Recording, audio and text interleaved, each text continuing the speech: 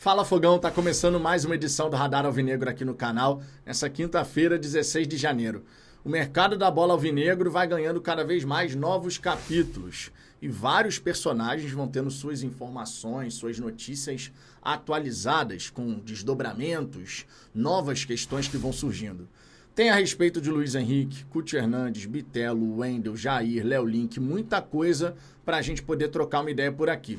E claro, a gente vai falar sobre tudo isso, só que antes eu te peço por gentileza para deixar o seu like e se inscrever aqui no canal. Dessa maneira a gente pode alcançar os 57 mil inscritos. Fora isso, fica o convite para a nossa live de logo mais, 10h05 da noite. Eu e Ricardo Zambuja estaremos ao vivo aqui para poder trocar aquela ideia com a galera do chat, falando a respeito de tudo o que aconteceu no dia do Glorioso. Beleza? Você é nosso convidado, logicamente. Dito isso, vamos em frente. Primeiro ponto que eu quero abordar aqui, situação do Luiz Henrique, rei da América, melhor jogador do brasileiro, campeão da Libertadores, campeão do Brasileirão, na Rússia. Pois é. Pois é, por essa a galera não estava esperando. Mesmo que ontem eu tenha colocado uma informação aqui no canal da BTB Esportes, de que de repente a gente poderia ter uma troca, né? Luiz Henrique indo para lá, para o Zenit da Rússia, Wendel e Arthur, aquele ponta do Bragantino que jogou no Palmeiras, vindo para cá. Mas quando surge a informação de milhões envolvidos, acho que a situação ganha um peso maior, né? Olha, o que o Luiz Henrique vai fazer da carreira dele, uma vez que ele decide sair do Botafogo? Era um acordo que ele tinha com o Textor, afinal de contas, e está tudo certo. É uma questão particular, problema dele. Agora, a gente pode, claro, ficar surpreso. Se depois de tudo que ele fez no futebol brasileiro e futebol sul-americano, o Luiz Henrique parar na Rússia, é algo realmente completamente inusitado. Se acontecer o que a BTB Esportes trouxe ontem, que eu falei aqui no canal, essa troca aí do Wendel, Arthur vindo para cá e Luiz Henrique indo para lá, e de repente mais um cascalho, eu vou achar maravilhoso. Confesso a vocês que eu vou achar ótimo. Vai chegar um volante muito bom e um ponta também que é muito bom de bola. Não é o mesmo nível do Luiz Henrique, é verdade, mas é muito bom jogador o Arthur, mesmo que ele não tenha tido todo aquele sucesso no Palmeiras, né? No Red Bull Bragantino, sim, jogou pra caramba e tal. No Palmeiras até fez ali alguns bons jogos, mas não chegou no nível que era a expectativa, né? Agora, se for por essas cifras aí que estão sendo faladas, 25 milhões de euros, informação do André Hernan e do PVC, o valor também fica aquém, né? Vamos combinar que o valor também fica aquém. Enfim, a gente vai ter que aguardar o desdobramento dessa história, mas é uma grande surpresa se no fim das contas o Pantera, o rei da América, jogar no futebol russo. Aproveitando que a gente está falando de futebol russo, claro, a gente já troca uma ideia aqui a respeito de Wendel e Bitelo. Vamos começar pelo Bitelo? Olha, negociar com os russos é sempre complicado, mas com o Dínamo de Moscou tá mais difícil ainda. Segundo a Rádio Tupi, o Thiago Veras trouxe essa informação, a proposta de 15 milhões de euros mais 2 em bônus, 17 ao todo, foi recusada. E aí agora o Botafogo estuda a possibilidade de uma última tentativa. Vou falar para vocês, a decisão do staff do Bitelo e, claro, do próprio atleta, de permanecer no Brasil e não se reapresentar, isso daí, meu irmão, tá parecendo aquele tiro no pé, sabe? Porque se negociar com os russos felizes já é difícil, tu imagina com o russo pé da vida, pensando até em tomar medidas legais contra o atleta. Pô, meu irmão, essa daí, vou te falar, foi um tiro no pé. Tá com toda a cara de que assim vai fechar essa questão. Porque, cara, 17 milhões de euros é uma belíssima de uma proposta. Tudo bem, o Bitelo é importante lá na equipe, o Dínamo tá em 4º lugar no campeonato russo, o jogador não faz, assim, vários gols, por exemplo, mas dá muitas assistências, é realmente um cara importante lá. Então dá para compreender que o Dínamo vá dificultar ao máximo, né? Pô, tu tá querendo retornar ao Brasil, mas a gente tá no meio da temporada. Se tu sair, eu tenho que ir atrás de alguém. Agora, será que vai acontecer? Eu não sei até onde o Botafogo vai chegar em relação às cifras. Mas teremos essa última tentativa, segundo o Thiago Veras, da Rádio Tupi. Vamos acompanhar. Ainda no futebol russo, tem o caso do Wendel. o Fogão do Meu Coração e o Lance trouxeram a informação de que o Zenit até aceita liberar, mas no meio do ano. Você já ouviu essa história antes? A respeito do mesmo jogador? Pois é, não é um déjà vu.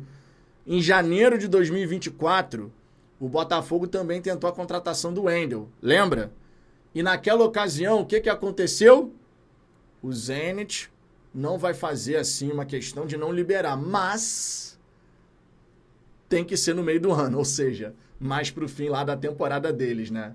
A mesma coisa, a mesma história agora em 2025. Irmão, repito, negociar com os russos é complicado, malandro.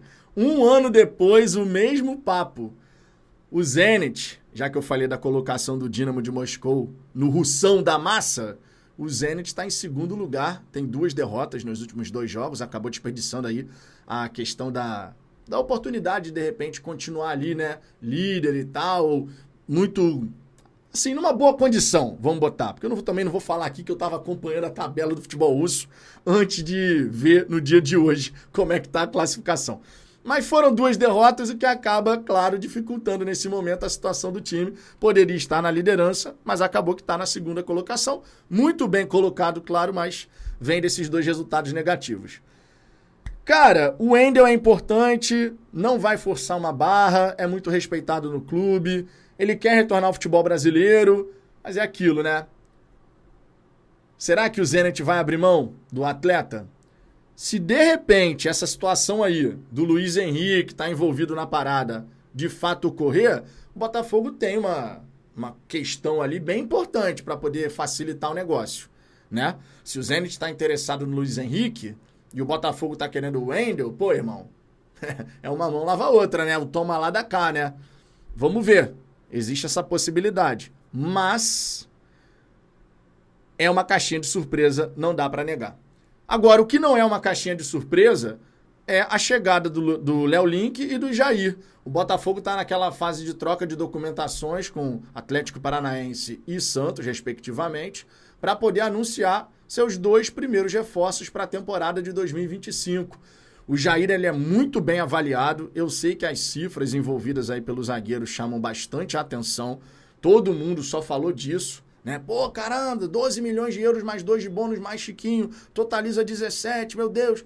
Mas o Jair, ele é muito bem avaliado mesmo, sabe? Aquele tipo de atleta que se alcançar o nível que todo mundo espera, vai ser um cara muito bem falado no futebol europeu, tá? Jogando em time grande e tudo mais. Não à toa o Botafogo insiste, né? E insistiu na contratação dele desde o meio do ano passado. O scout do Botafogo teve aquela persistência ali de vambora e tal, não sei o quê, e o Santos acabou cedendo. Né? Acaba sendo bom para as 2 partes, o Santos precisa de dinheiro, estava precisando de um centroavante também, o Tiquinho não estava bem aqui, o Botafogo estava aberto a negociar, então, no fim das contas, fica bom para todo mundo. A respeito do Léo Link, ele tinha perdido espaço no Atlético Paranaense, mas é um goleiro que tem capacidade para desenvolver, começou bem por lá, depois acabou falhando, todo goleiro acaba falhando em algum momento. Até os maiores goleiros da história já tiveram dias ruins, essa é a grande realidade. Então o Botafogo começa com 2 contratações que eu entendo são bem interessantes pensando em composição de grupo. Né? O Jair revezaria com o Bastos que ainda não se reapresentou. O Botafogo, e isso é um ponto importante de falar, tá? Para não começar aquela coisa do disse-me-disse. Porque na nota que o Botafogo soltou, falando que Savarino, Júnior e Bastos se reapresentariam em datas posteriores, não foi especificada qual seria essa data, né? Que todos se reapresentariam no mesmo dia. Na quarta, na quinta. Não teve isso, tá? Na nota. Então, assim, até que se prove o contrário, o Bastos não está infringindo nada. Porque foi pré-combinado com o Botafogo de que ele poderia se reapresentar depois. Agora, em qual data? Aí só quem está lá dentro do Botafogo para chegar realmente cravar. Porque na nota ficou em aberto. E tomara que se o Bastos tiver com alguma situação particular da família, sei lá, que ele possa realmente resolver essa pendência.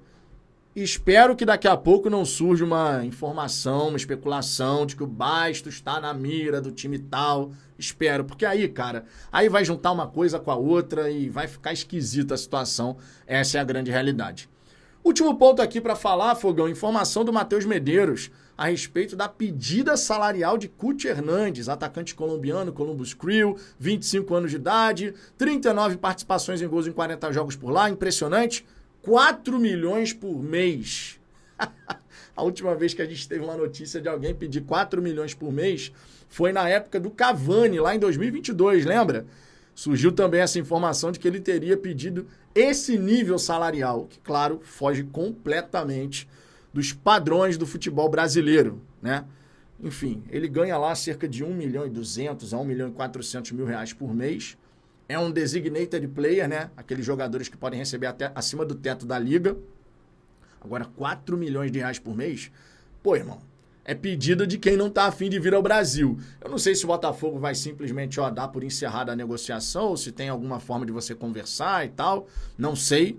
Mas, pô, cara, por mais que seja bom jogador, não dá pra você chegar e pagar isso aqui no futebol brasileiro pra um atleta, né? Vamos combinar. Enfim. Agora o Botafogo vai atrás do plano B. Aí você pergunta, quem é o plano B? Por hora, nenhum nome sendo falado, tá? É uma pena que essa situação do Cuti Hernandes, de repente, não vá ocorrer, porque realmente me parecia ser uma adição bem interessante ao nosso elenco, até pensando já em futura saída do Igor Jesus, né? Porque em algum momento ele vai sair, mesmo que o Botafogo agora queira manter Savarino, Igor Jesus, porque são peças-chave e tal, não sei o quê. Mas uma hora o Igor vai sair e o Cuti Hernandes, ele já estaria aí para poder, né, assumir aquela titularidade ali e o Botafogo, de repente, no meio do ano, buscaria uma alternativa ao Cuti Hernandes. Né? Poderia ter Igor e Cuti e depois uma alternativa sendo contratada para o lugar do colombiano. Enfim. Será que vai acontecer? Difícil, né? Difícil, porque a distância é muito grande. Se fosse assim, ele pediu 2,5 milhões e, pô, meu irmão, o Botafogo tava pensando ali em oferecer mais ou menos o salário do Telles, 1.700. Aí tu fala, pô, é uma distância ali bem considerável? É. Mas ainda assim, com luvas, não sei o quê, né? Você tenta ali fazer uma composição. Agora, 4 milhões realmente complicado. Fogão, por hora é isso. Deixa eu ver aqui se temos alguma atualização de última hora no Fogão Net. França indica fiscalizar transações entre clubes de John Textor. Vamos trazer essa informação aqui porque é um ponto importante. Rodrigo Matos, hein? Rapaz, esse tipo de matéria, né? Esse tipo de matéria o Rodrigo Matos adora, do All Sport. Interpretou um comunicado do órgão regulador do futebol francês como um indicativo de que a França pode começar a fiscalizar as transações entre clubes da holding. O empresário norte-americano fez duras críticas em entrevistas à rádio RMC e chamou o presidente da Ligue 1 de cachorrinho de colo do PSG. Dessa daí eu não sabia, meu irmão. O Textor, quando ele chega para meter o pé no peito, meu irmão, sai de perto. O Lyon está proibido de registrar novos jogadores e tal.